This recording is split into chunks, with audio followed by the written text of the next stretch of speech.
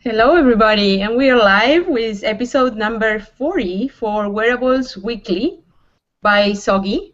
And I'm going to introduce my co-host. First, I'm Cecilia Beatty. I'm your host today, and I'm going to be presenting Aaron Kasten. Say hi. Hello. I think you're muted. Yes, I muted myself. I was yelling at my computer. Libby Chang. Hey.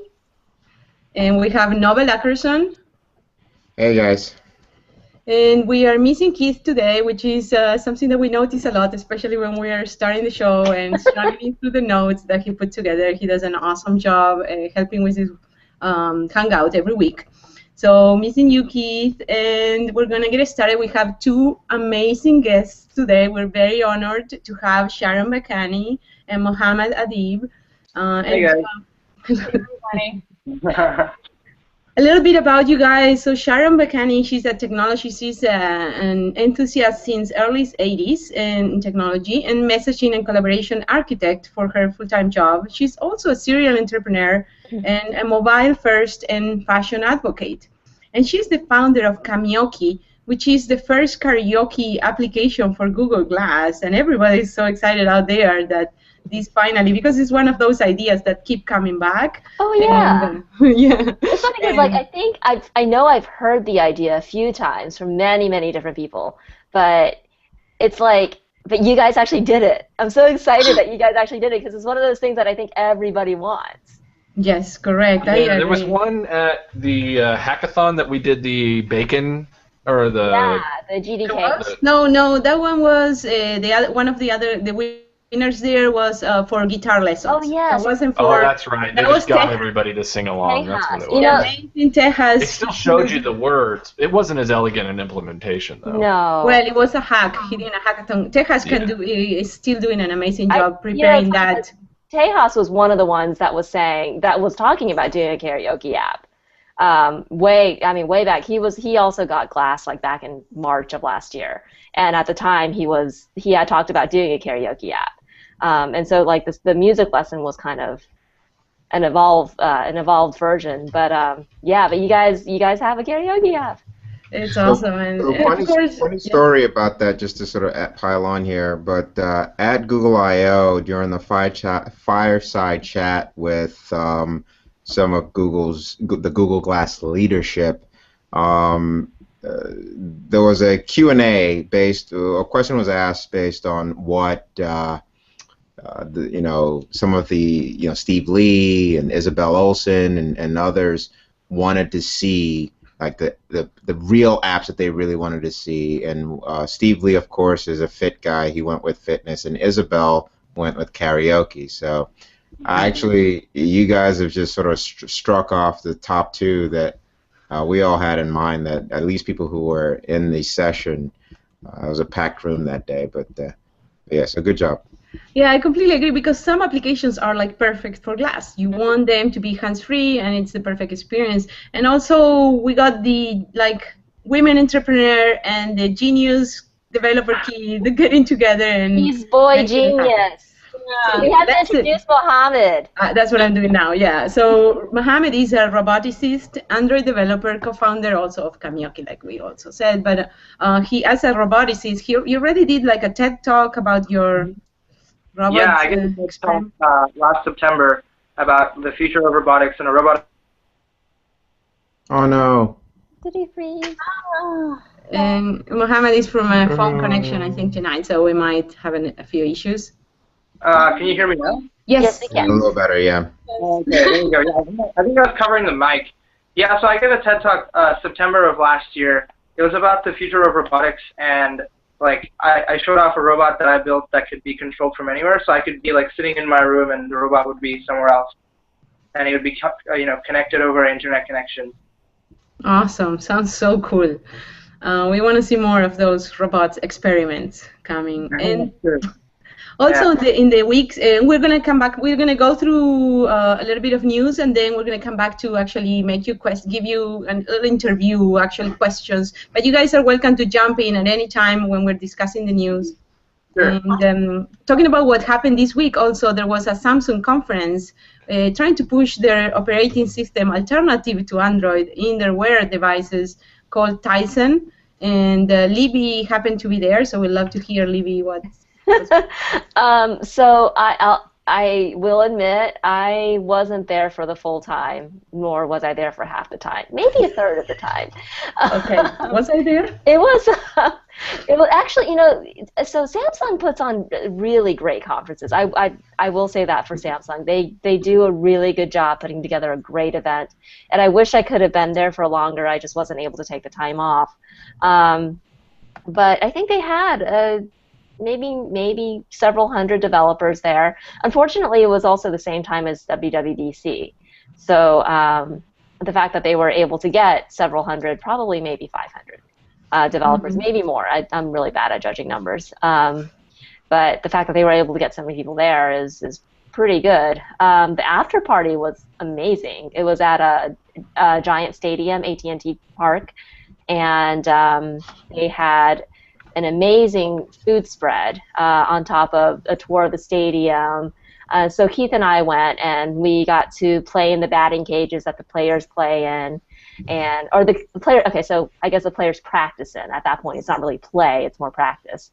But I got to bat in the batting cages, and we got to walk on the field, and it was really a fun event. It really was. I mean, they did a wonderful job. So you said how many developers were there approximately, you think? I'd say at least 500. It's really kind of hard to say because I was kind of popping in and out. Yeah. Were they giving away any hardware in the end, or how was that working? They kind of did. So they were giving away an Intel NUC, which is kind of like it's pretty much it's like a mini computer, but like bare bones computer, and also a Gear 2. Perfect. And we have Paulo Edson saying hi on the question and answers, saying congrats for one more Wearables Weekly, and it's actually number 40. So thank you, Edson, for your congratulations. Hey, so Paulo is running an I/O extended in Brazil. Yes. All right. Yes. Paulo started the community very recently, starting to be an explorer, but he's all over the place, contacting with everybody, and having a lot of fun. Paulo, do we have a blink twice if you have a SOGI chapter already registered for Sao Paulo?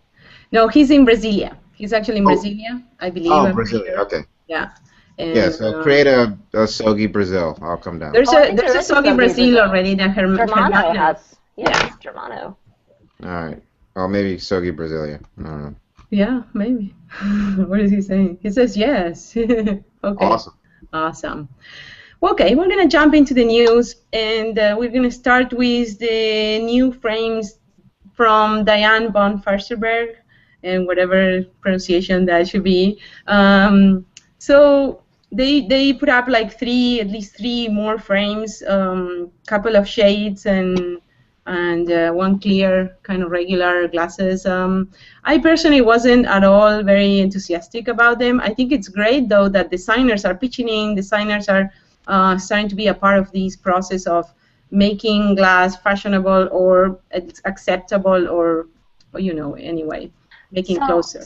I will say one thing that I kind of noticed about the frames. Actually, somebody pointed this out to me. If you're looking at the frames or at the picture on the post, there's a pair of like kind of pinkish frames. Yes. Did you notice that they look like they fold? Oh, okay, that's interesting. We should pull the image here somewhere. Let's see. I didn't see that. But if you look at the arm that doesn't have the glass, it looks like it might have a screw, so that it might fold. Oh, interesting. I'll definitely. Especially in the pink one, I don't. Yeah, on the pink one, there's a couple different images I've seen. Oh, okay. Maybe I'm not having the right image. The one I have right here, I'll share it. Doesn't seem to be doing that. Maybe it's a different picture that you were seeing, Libby, here. I don't know if you can see it because I'm not speaking there. Well, I see what she's saying though, because well, Libby doesn't really show us that it folds. Yeah, that's what I'm saying. It's like it does. It really, I guess you really can't tell until you actually see the frames. I think it was a different image. I want to say it was a different image, but I mean, I could be wrong. It might be wishful thinking. We all wish Maybe. for affordable. That would be so awesome. It would be really. But the reason why I think it won't be folding is because then they would have to create a new SKU, basically a new line. Note that they, from a cost effectiveness standpoint, you only have to have one SKU in order to sort of drive the price down. The second you have a second SKU where you have movable parts with hinges, you increase the complexity in manufacturing and ultimately increase the cost.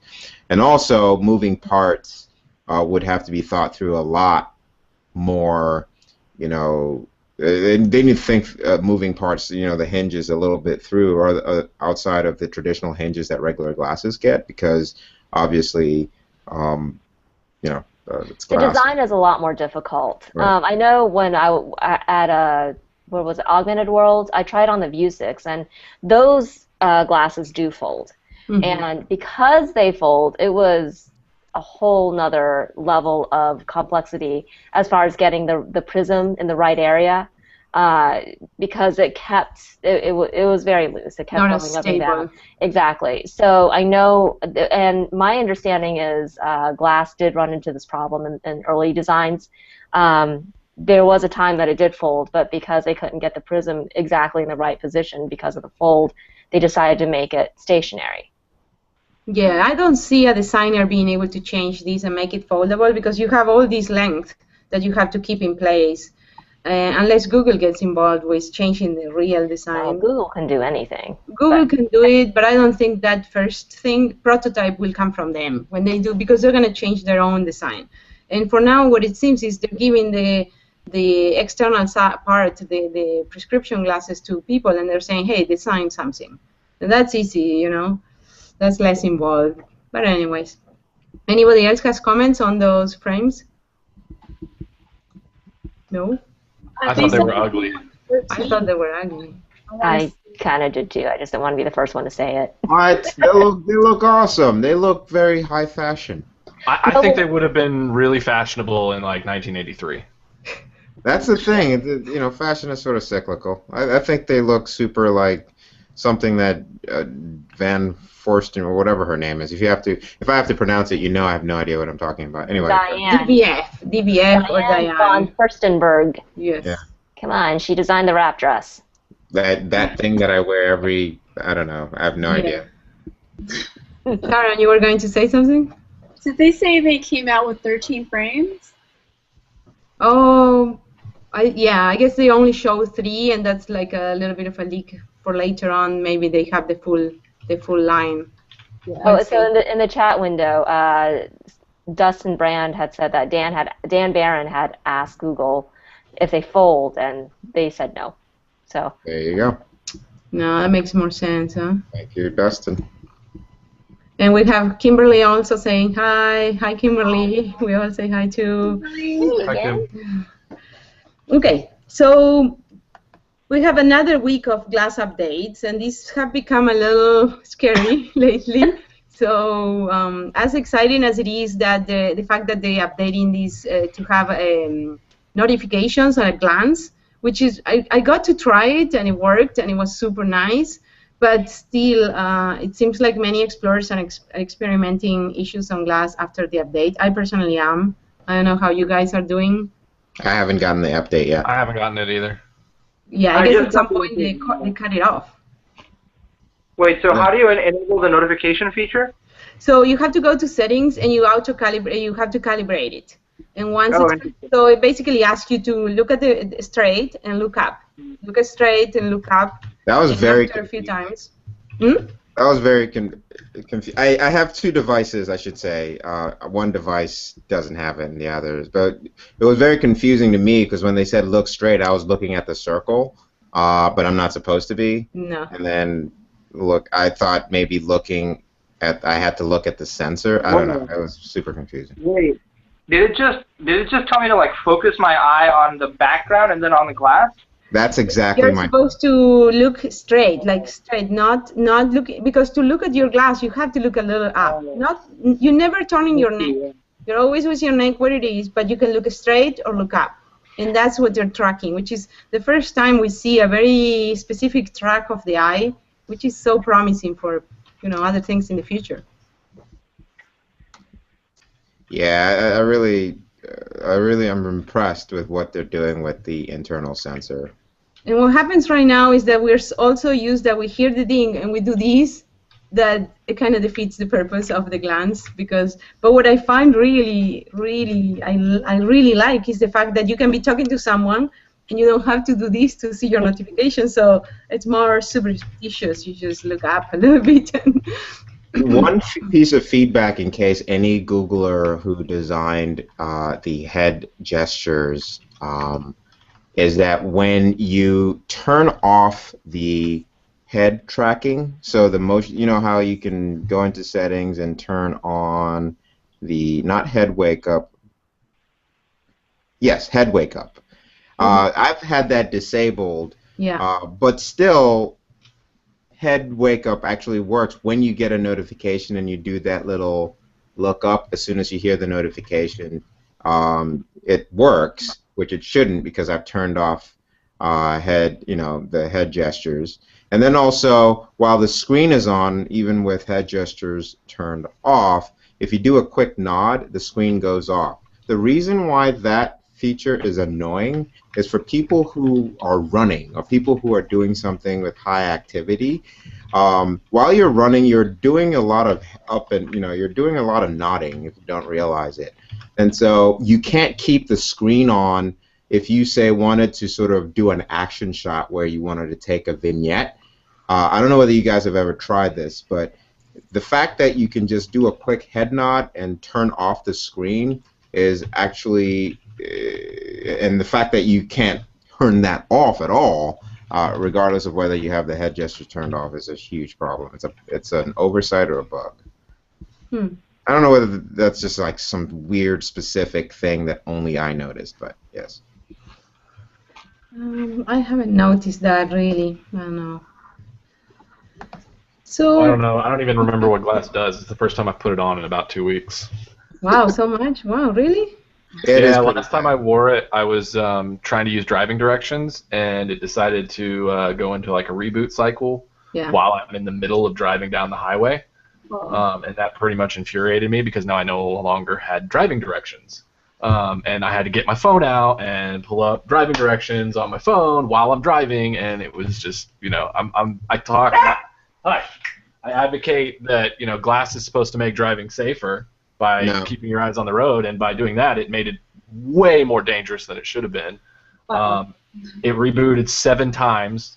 Basically, it rebooted all the way till I, got home or got where I was headed home at that point, and I put it on the charger and hadn't taken it off until tonight because I didn't make last week's episode, so I didn't put it on. And I don't know.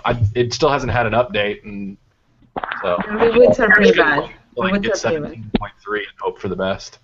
Yeah. There has to be something major going on there, like some major problem that it has to be with the operating system itself, a little bit out of the control. Yeah. I mean, I wore it to a Yelp event, a local Yelp event for like active Yelpers or whatever, and it was embarrassing as I was trying to show it to people, and it would like reboot or just lag forever because the go-to is here, try it, and so I started going, well, here, instead of you trying it, I'll just show you on my phone. But even that experience was just terrible. And so rather than wear it out and have to deal with being embarrassed by this technology that I'm trying to advocate for, I just chose not to wear it until I get the next update. Then I'll try it again. Yeah, don't try it with 17.3 because it's like my glass just rebooted a few minutes ago, and it's still not very stable. It's so frustrating. I mean, I don't know. They send me another notice about some new accessory I can buy for an outrageous price. I'm gonna be really upset. It's just I feel like they're gouging the explorers at this point. No. But here we've got a new accessory you can buy that is a frame for $200. It's like, come on, we already paid $1,500 for a piece of tech you've broken for the last 4 months. What's the bone here? Not 4 months. 1 month and a half. Maybe. At least a month. At least. It's been a while. When did 16 come out? In April, right? Yeah. So, April and May. It feels like forever. It feels like forever when it's a device that you've worn every single day for a while. Yeah, it was really cool that they broke WingFeed too. Finally got Pocket working for most users, but Nice. whatever. It's been a very frustrating couple of months as a Glass user. Well, yeah, it was a beta. As explorers and dealing with beta versions, you have to understand this is the way it is. And even honestly, I have a lot of respect for people that are working with software. I've been building software for the last 20 plus years, and there's some situations like we had golf simulators distributed all around the planet, and it's complicated when you have that kind of situation. It's obviously there's things you can do, but we have to go through be a little understanding. I think everybody's pretty much on the same page that XE16 should not have been pushed out to Explorers. Yeah. I mean, and while I agree we are beta users and we are Explorers, they have made it pretty clear that it's not as beta. I mean, they keep opening it up and inviting more people in, and there's no way they should be inviting people. But they're inviting people to be Explorers. That's well, fine. They opened it as a public invite for. I mean, is For it still Explorers. available? For Explorers. I mean, you can put whatever word you want after it, but if anybody can go buy it, I mean, it's like Gmail was in beta for what, 7 years? Give me a break, you know? I mean, you could put the beta excuse after it if you want, but I'm not buying it at this point. You know, we're what, 2.5 years into Glass? When did they? One year. I don't know about you. No, signups were 2 years ago, right? At I/O 2 years ago. Signups were in 2012, but I wouldn't say. And they got them out about a year later, and so people have been using them for a year. But I mean, this software has been. Well, you should see the other wearables. We've been in a conference a week ago with Libby and Keith and others, and you would see those wearables you don't want to wear for 5 minutes or more than an hour. I'm not saying there's a better one out there. There's no That's not other what I'm wearable. saying. I'm just There's saying. no other wearable that you're gonna find out there in the wild. There's no other, and there's a reason for that. I agree with that, but. I think it is a disservice when the software is in the state as it is to open it up for more people, especially at the $1,500 price point at this point. It's ridiculous. And that's just an opinion. You can disagree all you want, but I think that's crazy. And this is why the Glass team doesn't like me, because I speak my mind. Aaron, I don't agree with you a lot, but I completely agree with you here. Yes! Whoa! You've got something going here. Dark side, Aaron. And now I'm gonna fight with Aaron because the next news we have in the list is about is a GAN application for Google Glass the killer app? I believe it's a killer app because anything related with GANs, it's a killer app. We're jumping right into it, huh? I couldn't get. Yeah, I could be in a planet with no GANs. That would be awesome. But I'm gonna have to head out. I've got a house guest today, and I have to be. Nice opportunity there. I know. You like how I did that? Good moment. Yes. Classic. All right, bye guys. I definitely wanted to meet. Have a good trip. So and Sharon, I love you, and I love you too. definitely wanted to say hi to you on the show. So. Anyways, amazing guest today. You feel comfortable. Thank you. Awesome. I apologize if I made you feel uncomfortable. No. It's okay. I tend to do that to people. So. You know, as a side note, I'm an advocate for a lot of Fortune 500 and Global 2000 customers, and I know I know exactly what you're going through. So. Yeah.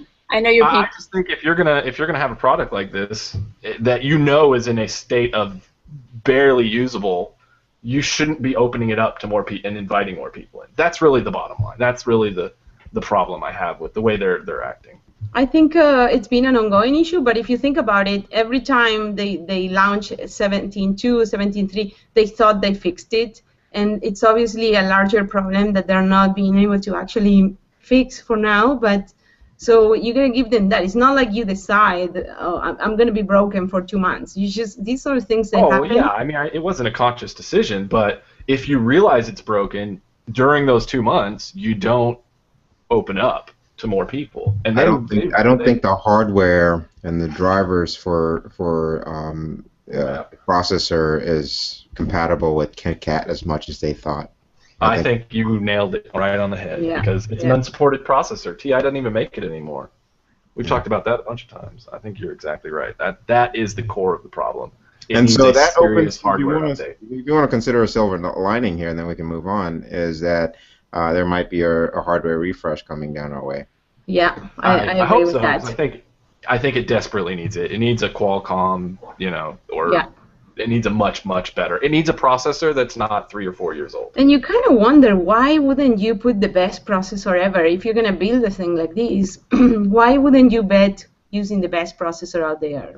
That's something you're going to wonder. I don't know. Especially if you're still going to charge the $1,500. You put the best quality That's what Aaron was talking components. about. A lot of things into picking a processor.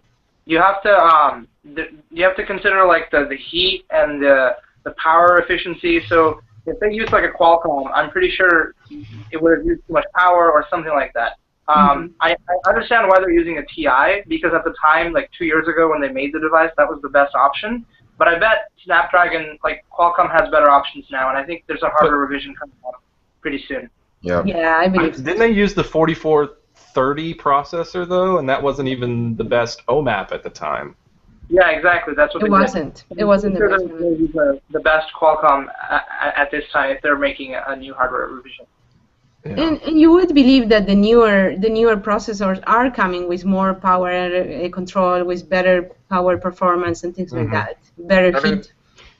If they're really going to go public, it has to get a hardware update.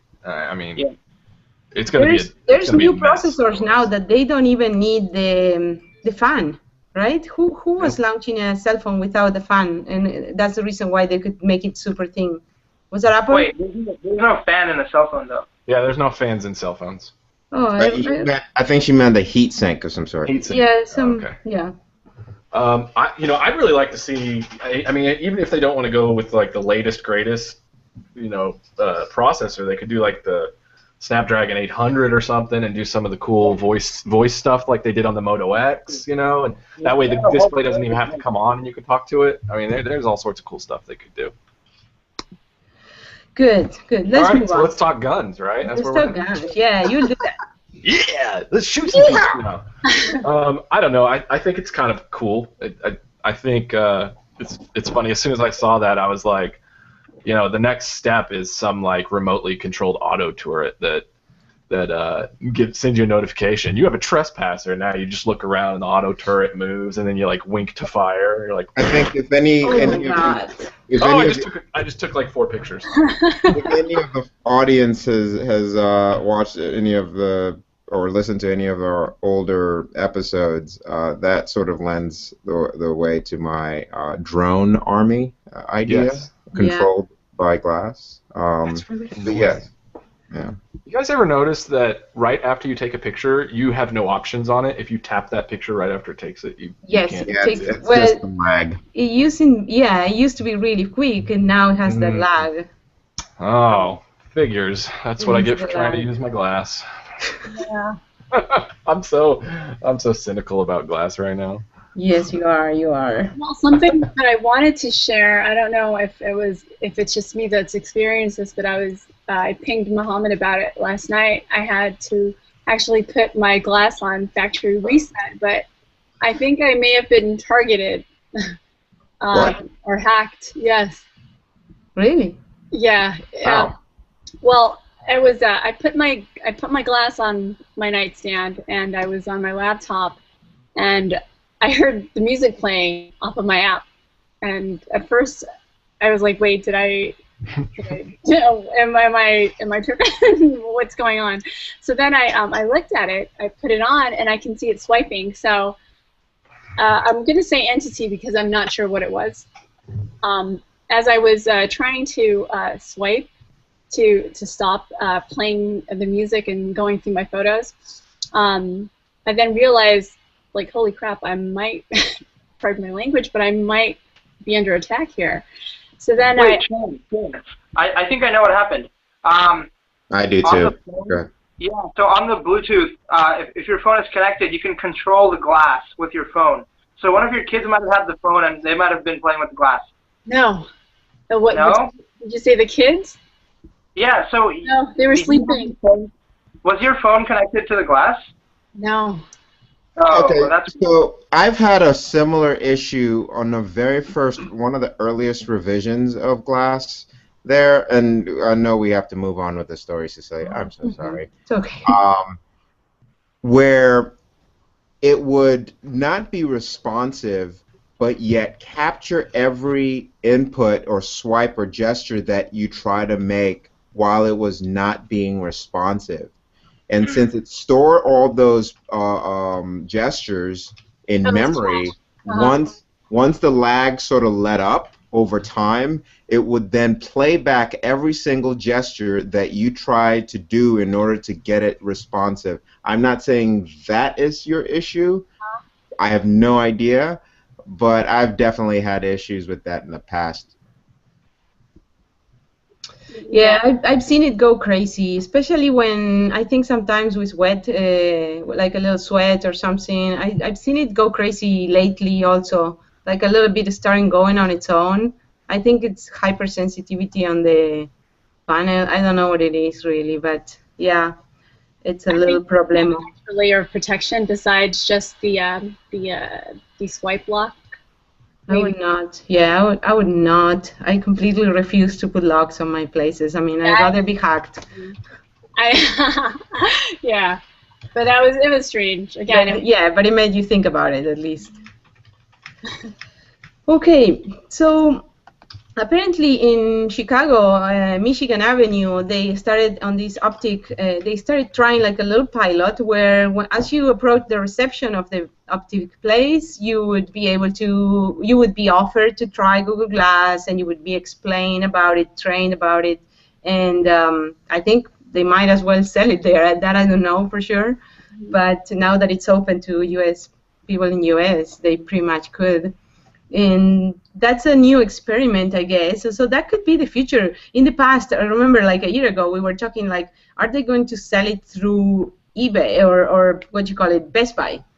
You know, we were wondering all those things. Are they going to have their own stores? But because of this pilot and other things, they're working so close with optometrists and optics that it seems like that's going to be the natural place where they're going to be selling these. I agree. I think sort of a great idea, since in order to sort of, understand what glass is, I guess an optometrist is a great start. I mean, it wouldn't be my first option because, you're then alienating anyone who doesn't need an optometrist. Well, you're not alienating them completely, but in a way you're saying these are smart glasses. I guess so. I don't know. I kind of wish they hadn't already launched the glasses frames. I don't think Glass was ready for it. I don't think Glass users have figured out how to behave in public, and if they have the excuse of saying, "Well, these are my glasses," now they're just going to be more entitled and cause more problems. That's a normal part of what's going to happen. There's going to be a little collisions out there. There's going to be people thinking different and trying to freaking out about privacy. There's a normal part of. As explorers, I think it is on us to make sure that we're not making people feel uncomfortable. So when we throw a fit and start, leaving bad reviews for places and behaving poorly like that, I think it is a detriment to the program. Yeah, there's definitely things that are not ideal, but this is real life, real people. Yeah. Things are going to happen with the frames, without the frames. The frames seem to be an amazing addition for everybody that has eye issues. I agree. I just hope people don't use it as an excuse to act like jerks. Mm-hmm. We don't need excuses for that. We act like jerks anyways. Yeah. I know I do that. Yeah. I don't know. I'm just nervous that's gonna be the new thing. Well, it's my glasses. And now all of a sudden it's gonna be like, oh, new headline, glass hole won't take off glasses and strip club, or I don't know. That's ridiculous. That's going too far. But you know what I'm saying? Like there'll be some situation where you really probably shouldn't be wearing glasses. Well, whether you're gonna be using the camera or not. Hold on. I don't agree with that. I think the only issue really is with the camera, and you could use a cap, and it's as simple as that. And nobody has a right to tell you have to take them off and all that crap. That's not true. Actually, every single private business owner has the right to tell you to take them off. If you have a cap and you're covering a camera, that is not right. And I disagree. If I'm not wearing a shirt, a business has the right to refuse my business. If I'm wearing sandals and I walk into a place and they only allow closed-toed shoes, they have a right to refuse my business. If I'm wearing glass and they don't want glass, they have a right to refuse my business. What's the problem that someone would have with glass if you have the camera covered? I mean, that's irrational. That's completely out there. It may be irrational, but they still are a private business, and it's not. And rather than us arguing with them and causing a scene or going and causing a big, problem on the internet later, there's 100 other solutions. I think every glass explorer should be prepared and expect to remove their glass if asked to. And they shouldn't fight it, at least for the short term. Once we get past that hump, you're right. It won't be an issue, and you can wear glass everywhere, even in a movie theater, which I take mine off when I go into the movie theater, mainly because I don't want it in my way. But, particularly that's a good place that you shouldn't be wearing glass, because you shouldn't be getting notifications in there. Almost every movie before it starts, it says, turn your phones off or on silent. Don't check your phones. Don't tweet. Don't send text messages. If you got to get on it, go out of the theater. So Mohammad, can you show us your cap there? Oh yeah. I have like a white one but yeah, I'll show you the black one. Yeah. Yeah, those have been around. That's the cap. Right? I mean, the 3D printed caps. Yeah. Yeah, I know the guy who makes them. He lives in Seattle actually. He was giving them out in the Seattle glass meetup. So basically, they just slide into your glass like that. That's the privacy guard. Yeah. And it doesn't cover. Does it cover completely the camera? Yeah, if I push it in all the way, yeah. So yeah, that's awesome, but I don't think that's going to be enough in the short term. Well, I think that should be very close to being enough, really. I mean, realistically, you shouldn't even have to worry about that. I mean, you're not recording, you're not taking pictures of people that don't want to. If you put a cap, I mean, hello, that's obstructed. There's no camera. Then let's not be crazy. Let's try to be rational. I just think. I think Google could put like a little LED here, because on the Mac, yes, when you're video chatting someone, there's a green light, right? So if you put a green light here, that might be better. Yeah. Sharon hates that idea as well. I should mention that recently in Texas, a bunch of NRA or gun rights supporters walked into a Chipotle with guns. I saw that. And luckily, they were told to leave because it was awkward. Yet the same people online that were chanting about their right to sort of bear arms wherever they wanted to, or probably, I'm assuming, the same people who would say, leave your damn gadgets behind when you're told to leave it behind. So people just complain for the sake of complaining.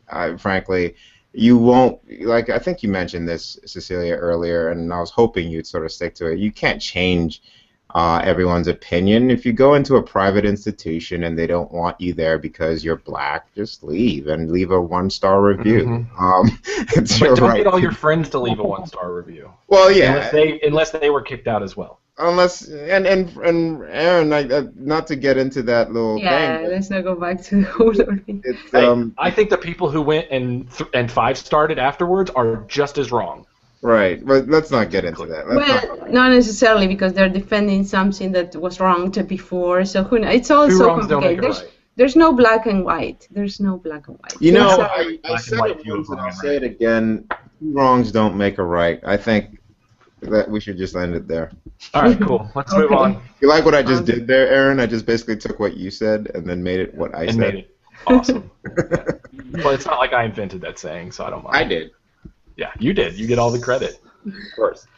So this week there were a few news as far as wearables regarding this Computex, which is like one of the biggest, largest, apparently shows for technology in Asia.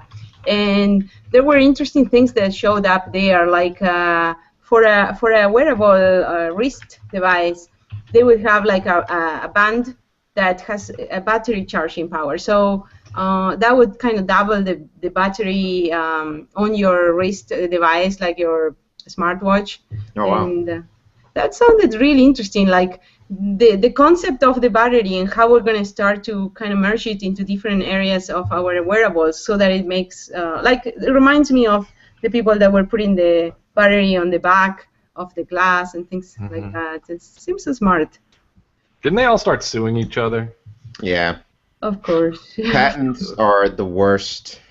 Anyway, I won't get into that as well. Oh, no, I need to get into that, like patenting stuff, so I can start suing people for no good reason. Well, the whole I thing would with never do patents that. is that it's a very screwed up system, because you can do a patent and then you have to have the money to go defend your patent. So you already need so much money between the money you have to do your patent and then the money you need to defend your patent, that seriously it's only for rich people. It's like, Frankly, well, and anybody can file a provisional patent. Those are like $260. well, and what are you going to do with a provisional? In a really year, do you have to that. file your definite one. yeah, you have 12 months, and then you got to file a for real one. Well, that's what I'm saying. Yeah. So if you want to go for real, you need money. And provisional patents don't hold water. If you are a startup and you're aiming to sort of raise money, your investor is going to want actual patents and not just a piece of paper that says you're going to file someday. Oh, man, not on Shark Tank. They're like, oh, you have a provisional patent? Well, all right then. Yeah. Silly Shark Tank. Also, on another HBO show, there was a Wiseman score of 5.8, and that's outrageous. What is a Y? I never even heard of that before. No, it's made up. It's a Okay, fiction. good. I felt really bad that I had never heard of a Wiseman score. I was like, oh crap, I'm not as geeky as I thought I was. No, it's a made up equation to simulate compression or something like that. Anyway, another thing that came up at this same Computex show, apparently there were very good glass imitations, or reasonably interestingly good they looked glass pretty imitations. terrible. They were held together with Scotch tape. Of course. Something that is expectable, that from Asia you're going to see those clones and things. And there was It was also literally Scotch tape holding it together. prototype. You can call that prototype, and that's what it We'll is. call it a Scotch tape a type. And there were also more of those Oculus Rift imitations, but they're done with sliding your cell phone there. So they're like visors for your cell phone. That's for hilarious. simulation of VR, which I think is pretty crappy. It's the cap. It's the smart cap. Yes. Oh, I gotta find that Kickstarter again. So anyways, if anybody has anything else to say before we move on to the interview part let's do the interview. So Sharon and Mohammad, we're going to be asking you guys questions about your endeavors. Noel, you have any questions in mind? Sure. So, nice, and thank you so much for showing up on the show. You guys are super inspiring. I really love the app, I should mention. I should also note that my wife is a huge karaoke fan. Unfortunately, don't tell her I'm selling her karaoke microphone, because she never uses it. Anyway, so you've probably converted her to consider Google Glass someday, so kudos to that. What motivated you to build this app, Kamioke? Well, my story actually began back in 2010. I was in traffic and I had to commute about 3 hours just one way. And at that time, my kids were little. They were really small, and I would sing. I can't sing, by the way. Let me just put that as a disclaimer. But I would sing songs to my son, and I don't know if you guys were aware then, but in order for you to FaceTime on your iPhone, you'd have to jailbreak it. So I would tweak my device into thinking it was on a network in order for me to FaceTime. So while I was on the road, I would sing to my kids while driving home. And interestingly enough, I thought, hey, what if I built some type of app in the future? Not now, with all these other things going on, that maybe had a camera feature. And so I put the term camera and karaoke together, combined it, and came up with Kamioke. And it wasn't until, again, years passed, it wasn't until Glass came about and I got the invite for it, and I thought, hey, here's a perfect way for me to launch this. This is a blank canvas. So I went and started looking for somebody to team up with, and I found my co-founder, Mohammad, on LinkedIn. So Yeah, let's talk about that a little bit. You guys found each other on LinkedIn. Mohammed, a little bit about you. Yeah, How did so you get basically, how did you get into programming? okay, I'll tell you the full story.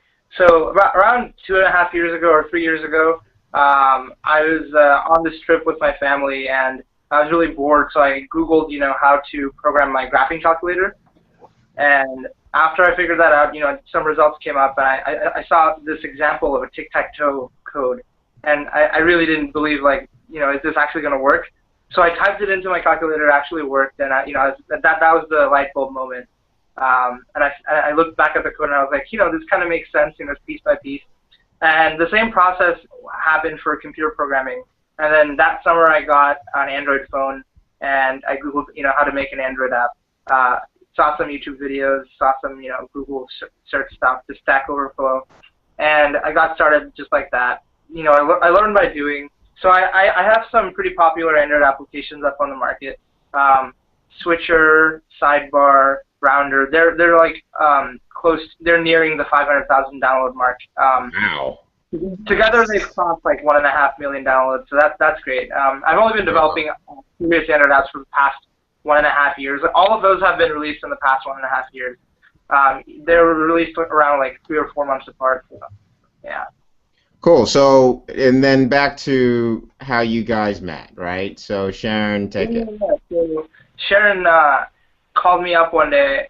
That was after she met me over LinkedIn, and then we talked about some projects, and we decided to pursue Kamioke. And I actually told her, sounds like a cool app. Like I was really excited when she told me about it because it was one of those apps that actually is a good use of Google Glass. Like it's one of the best use cases of Glass. So I was like, this is great. You have a really good idea. And I told her I could make it in like 2 weeks, like get a prototype running. And so I did that in 2 weeks, and then we just went from there and made it into a full production model before releasing it. I was under the impression you guys built this app at a hackathon. Am I missing? No. Okay. Yeah, I wasn't even aware that there was a hackathon that had happened. Why did you guys meet at LinkedIn? Not you wouldn't meet at G Plus or somewhere else? I'm intrigued. We linked in somehow. It may have been that I don't even remember the story, but I remember I sent him a LinkedIn message and said, "Hey, I have some ideas that I would like to bounce off of you, and are you interested?" I had actually tried to reach a couple of developers on G Plus, and they didn't want to. They were working on other projects. So, Mohammad. Yeah. So where do you see Kamioke in 2 years? In 2 years, I see it being in the hands of a lot of our demographics right now go from the range of 0 to 100+ years old. I see it. Our vision for it is that it will go beyond Glass, and most likely in the works on multiple platforms. That's pretty cool. All right, Sounds like moving to Android wouldn't be very difficult.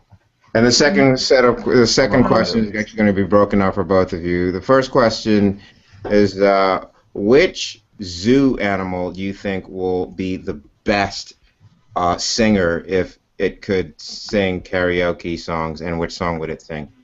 How do you come up with Let's this? say it would be a bird. I'm not sure exactly what bird, but parrots. Parrots might be good.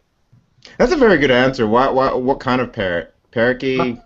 The kind that are really good at like imitating your voice. Perfect. Those might be. Isn't that a macaw? Yeah, macaws. There we go. Yeah. Okay. So then the second part of that question is, God, what use song this would stuff. it sing? Huh. Probably maybe.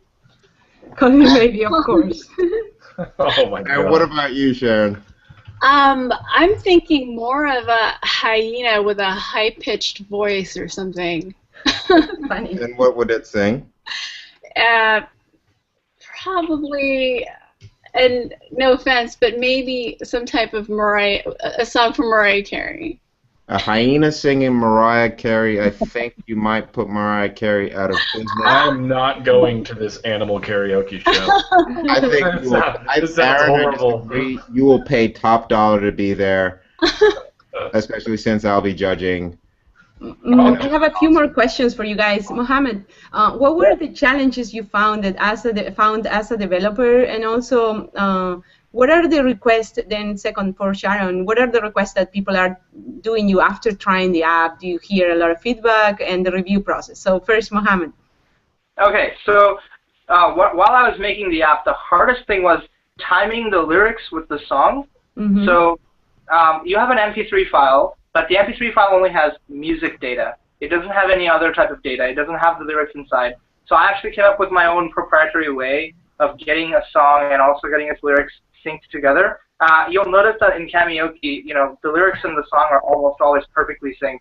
So I got that down. It takes me about 5 to 10 minutes to add a different song, but that goes into the second part of your question. And so the most asked feature is like unlimited songs, or like streaming from your Google Play, or your Spotify, or your some other service. So Pandora, something like that. Mm-hmm. We haven't looked into those yet, but I think that the current version of Kamioke was more of like a proof of concept. Like, look, we can do this, and we can make it look nice, and have a good implementation. The back end can be switched out with any time, and as long as the front end is a good user experience. So would you need like to crowdsource the different songs so people can add them with the right timing, whatever you're doing? That's definitely one of the things. I think there are APIs out there that actually do that for me, which I haven't looked into yet. But if there aren't any good APIs out there, then we could certainly make a Glass app where you take where I scrape the web for lyrics, and then I tell the user to tap the screen every time the lyrics go by, and then after we crowdsource it, I can take like the average or something like that and call it good. But there's a lot of possibilities, and I think that if the Google team is interested in helping us out, they could give us access to their Google Play APIs, and maybe they have some sort of lyrics thing that they haven't publicized yet. So, I mean, if it goes into the hands of a big company, it can go big. Yeah. Go ahead, Noble. No, that's a great idea. I suggest that you guys talk to the team at Google Play, and just a little unsolicited advice. Don't ever think that. Always take the risk in asking, because the worst thing they could say is no, basically. Right. Yeah, for sure. True. So Sharon, where are you guys with the review process? Probably one of the last questions, because we're going to have to be wrapping up soon. Oh, we are waiting. So you submitted and you're waiting. Yeah, we want a dinosaur, right, Mohammad? Yeah. Dinosaur. Yeah. Awesome. Okay. It's already submitted, and it's pending approval, so it's in the review process. Nice. Perfect. It takes a little while, but you'll get through it. Yeah. And you usually learn a lot. It's a good experience in the end. It's just a little painful, the slowness. And now, it's way better than it used to be. Mm-hmm. Okay, Way no. better. I think one of the things I wanted to bring up was the challenges of trying to just get the songs. I mean, people are wondering, probably wondering why we chose these songs in question, right? And it's a matter of bundling, and it's a matter of the licenses, because we do have licenses for them. And the hardest one was, and in the last minute, Mohammad understands this, because we had Beat It by Michael Jackson. Oof. And we really wanted to put that on there, but last minute we had to make the change because we couldn't get the proper license to it. And so I'm sure you're learning a lot in this world, because you get into. And so, how large is your team? And then I'm going to quickly ask, why did you pick Tangerine, and Mohammad, why did you pick Cotton? How large is your team? And then those two questions. Okay. Well, our development team is just me right now, but in terms of the whole entire team, it's Sharon, it's Cecilia for PR. There's a bunch of other people for PR. G-Pop did the branding on the website. Sharon's husband is doing a lot of the back end paperwork. So that's pretty much the team right now. And Kimberly. Yeah, Yeah. go ahead. Yes. Kimberly's. Oh, Kimberly, yeah, Kimberly. Awesome. Well, I wish you all the best of luck there. Actually, you can go ahead and answer why you bothered going with cotton. I think cotton's a good color. Yeah, so when I first got my invite, it was like November of last year. I was looking through all the colors, and I thought, what if I'm wearing a different colored shirt that didn't, correspond to the color of my glass, and it looked weird, so I just went with a neutral color. I don't like black because, it would blend in way too easily with my hair and everything. I kind of wanted to show it, so I was like, get a contrasting color. Contrasting color that is combinable. And this is a very, very interesting question, a very important question. I don't believe any guest has escaped this question. Sharon, why Tangerine? Because I'm from San Francisco and I'm a big Giants fan. That's a good answer. That's one of the best answers I've ever heard on this show. Straightforward. I said boo as if I even follow baseball. I could care less. I mean, I'm not a Giants fan. I'm a Texas Rangers fan, so I really don't like the Giants because you beat us in the World Series. But it was a great answer, and I respect it. You respect the answer. Awesome. Yeah, it was a great answer. Awesome. Well, thank you guys again for being with us. We're going to announce a little bit of events that are coming up. Google I/O obviously is coming up in, 3 weeks? And 3 weeks. But for us, it's a big event of the year. We're going to be the whole month announcing Google I/O. Yeah. Cool. And I'll be there too. Yes. Yeah, we got I/O Extended. Mm-hmm. The BAMJ. Tell us about it. Tell us about those two, please, Aaron. The I/O Extended is going to be during I/O, so if you're in San Francisco but couldn't get a ticket to I/O, you can still get a ticket. There's not many left, but we've still got, I think, like 20 tickets or so of I/O Extended. You'll be watching I/O on streaming on a projector. We're going to have NVIDIA's going to be there. Cyanogen's going to be there showing off the 1+1 and talking with everybody about what they do in Android. Wearable World is hosting us. I'm sure they'll be involved in some fun ways. We've got some incredible giveaways. Like, it's just gotten crazy. So if you want to watch I/O and have a good time, it's $20. You get food, and we'll have, I think they're going to do sodas and water. And then I was there last year, and it was a lot of fun, but it seems like this year is so upgraded, stepped up. Big. Oh my gosh. That's because the barbecue got, no, Libby has done a great job running the crew. We did join forces. The Big Android Barbecue team has partnered up with them to kind of, make sure it kind of has our feel to it as well. Just a lot of fun and learning while you're having a great time. And Kimberly, that is watching, is going to be there. I see Rafael Morales talking to us also in the Q&A. He'll be He's there. going to be there in the extended. While we're talking about it, I should thank them. The extended team, it's a little different for me working with a new team of people to plan an event. And we had Jeff Bond, Kimberly Graham, and Raphael were all very, very, very helpful. Libby picked a great team and did a great job running them. It's been fun it's been a lot of fun to work with them. Even when we butted heads a little bit at times, we could always figure out a way to work through things and make them work, because we definitely butted heads. I mean, you can't work with me and not butt heads every once in a while. Of course. And what else is happening? BAMJ party and So then we've got the BAMJ, the Big Android Meet and Greet. That's we're trying to take a taste of what we do with the Big Android Barbecue here in Texas and bring it to California. It's really new for us. We've never done anything outside of the Big Android Barbecue, so it's really something different. It's a free event too, which is crazy. We've never done that either. We've already got 340 something people registered to attend. In fact, we're out. All we have left is waitlist. So we'll probably open up a couple more tickets. The tickets don't guarantee entry though, so make sure you get there early and get in line, because again, we've got some awesome stuff to give away. So that is the Big Android Meet and Greet. Mohammad? Aaron, are you in Texas right now? Yes. Oh, where in Texas? Dallas-Fort Worth area. Oh, nice. Yeah, I'll be down in San Antonio for a hackathon in June. Nice. San Antonio's a cool place. What hackathon is it? It's called Schools Out Hackathon. It's at the Rackspace HQ. Oh, okay. Cool. Yeah. Nice. And then I just added this event at the beginning of this show. We're going to do go-kart racing. I called it glass kart racing. But it's not just for glass users. There'll be a lot there, so I thought it was a fun name, fun play on words. But we'll do glass kart racing. Bring friends, whatever. Anybody's welcome. Locals, people in town for I/O, whoever. Come on out. I'll beat you all on the go-kart race, and you'll be embarrassed, and you'll go home ashamed of yourself, and it'll be a lot of fun.